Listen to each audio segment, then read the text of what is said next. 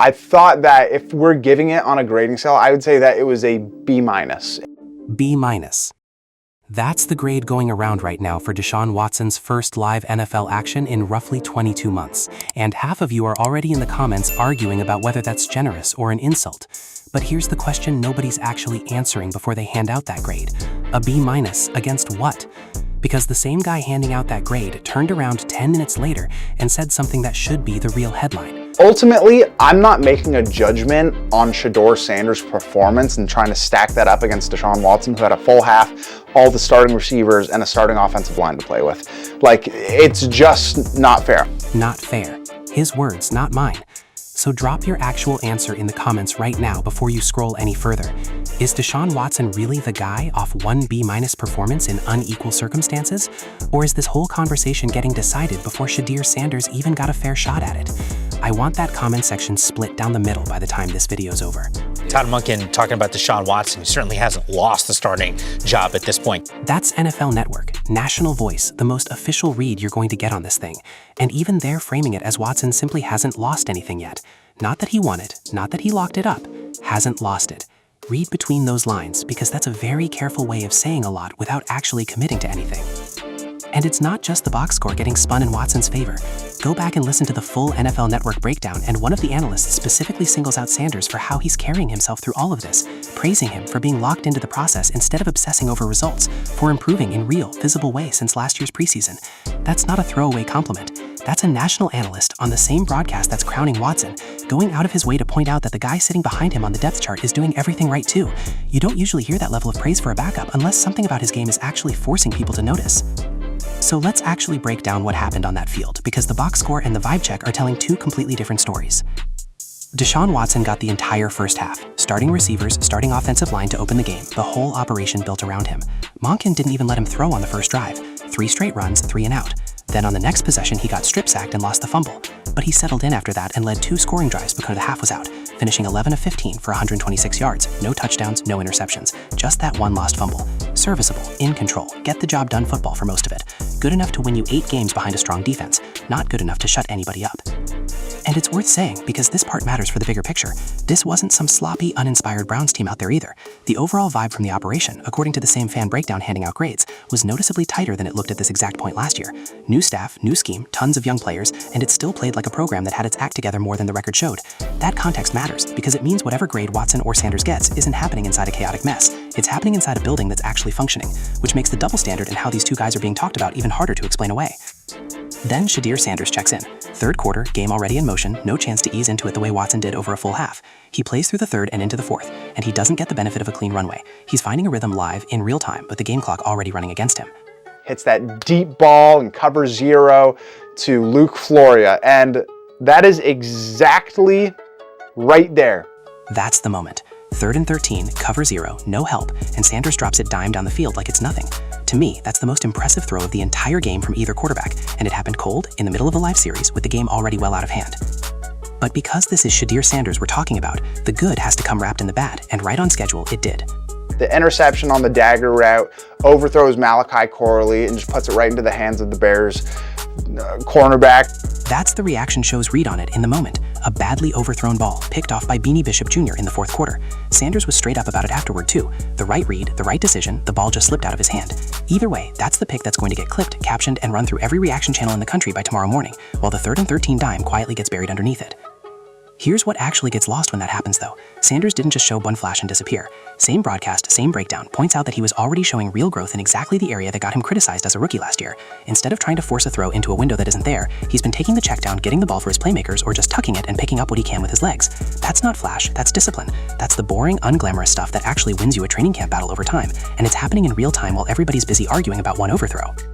Here's the part that should actually stop you though, because it's not coming from a Shedeur Stan account trying to protect him. It's coming from the exact same breakdown that handed Watson his B-. I don't know that he's going to win this quarterback battle. He probably won't. But that doesn't mean that the process stops. Even the panel calling Watson's return a feel-good story is hedging on whether he actually wins the job outright. That's not the language of a competition that's over. That's the language of a competition that may be less settled than the early headlines make it sound, because the feel-good story is easier to sell than the real one. And through all of it, Sanders himself isn't playing the panic card that half the internet wants him to play. Honestly, I don't really feel anxiety or any pressure even going into things like that anymore, because it's like, that's how I approach everything. No panic, no spiral. Just a guy telling you flat out that the outside noise isn't touching him. And when you go back and listen to how he talks about getting bumped around in practice all camp, that answer tracks. This is also the same guy who in that exact same presser was talking about the joint practice against Buffalo like it's the best thing that's happened to him all summer. Not out of nerves, but because he actually wants the tougher look. Yeah, no, it's truly exciting because they have a different scheme than our defense does. Weeks of throwing against your own defense, guys who know your tendencies inside and out, and then finally getting a completely different look. That's exactly the kind of test that actually tells you something real about a quarterback, and Sanders is out here saying he wants more of it, not less. Compare that mindset to how this whole thing is being covered right now. The people covering this team want a clean, simple story. Guy comes back from adversity, wins the job, feel-good arc, roll credits. Real competitions are messier than that. Split practices, uneven reps, one guy getting a full half to settle in and the other getting thrown in cold. Sanders isn't asking for sympathy about any of that. He's asking for the hard reps. That's the actual tell here, not the box score. That was just a friendly reminder if I just got to step up. That's all it was. A friendly reminder. That's how he's framing getting bumped and pressured all camp, as information, not as an insult. That's a guy who's been taking hits to his standing all summer and keeps refusing to make it a storyline, which, if you're being honest with yourself, is exactly the opposite of how a guy who's actually rattled behaves. So here's where this actually gets bigger than one preseason box score. This isn't just about who threw for more yards on a random August afternoon. This is about what story the league and the fans and the media actually want to be true here. Deshaun Watson was returning to live NFL action after roughly 22 months away, sitting on a fully guaranteed $230 million contract that has become one of the most scrutinized deals in modern NFL history, and every rep he takes gets treated like evidence the front office made the right call. One serviceable half with a lost fumble mixed in is being talked about like a statement performance. Meanwhile, Sanders goes into the game cold in the third quarter, drops arguably the best throw of the entire game, and the conversation still finds a way to center the one bad rep instead of the great one. Now think about what a pattern like that would mean for the rest of the room. You can imagine how it plays out, how much benefit of the doubt goes to the veteran on the massive guaranteed contract versus the young quarterback still trying to earn his opportunity. That's not just a Cleveland story anymore once you frame it that way. That's a league-wide tell about who gets grace and who has to earn every single inch. And it's not just the quarterback room watching either. Every skill player in that building is paying attention to who the offense gets built around going forward. Casey Conception already scored on a 14-yard touchdown run and added catches on top of that, and Denzel Boston flashed too. Those guys are going to look completely different depending on which quarterback is slinging them the ball for the majority of snaps in September. That's not a small side note. That's a real piece of this offense's identity hanging on the answer to the exact question everybody's been dodging. So this isn't really a two-man story anymore. It's a whole roster story, and it all runs through whichever quarterback is starting once the real games count. And here's the stakes nobody's sitting with yet. Sanders doesn't get to hide from this next week. He's not walking into another cold third quarter look. This Saturday against Buffalo, he's confirmed to get the start in the first half, with Watson taking over for the second half, plus a joint practice against the Bills defense beforehand. That's a much cleaner comparison than anything we saw this week. Not this week's split decision debut, next week's real sample size. Which means everything you just watched, the B-, the friendly reminder comment, the not fair admission, all of it is about to get run through a much bigger test in a matter of days.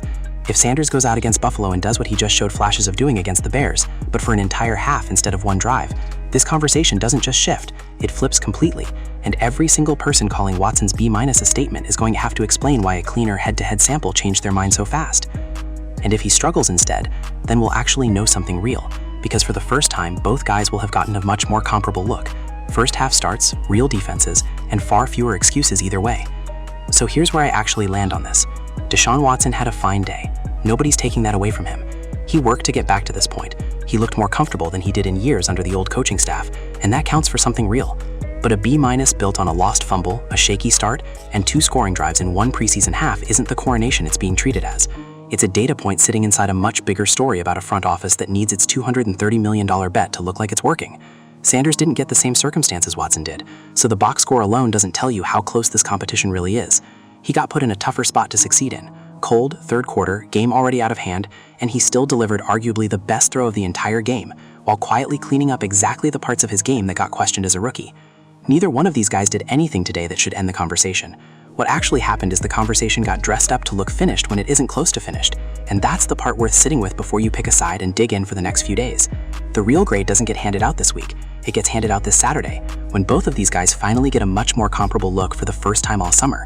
Whoever wins that one doesn't just win a preseason start, he wins the argument everybody's already having right now, days early. You already dropped your answer in the comments before we got here, so tell me straight, after Buffalo, are you still saying the same name?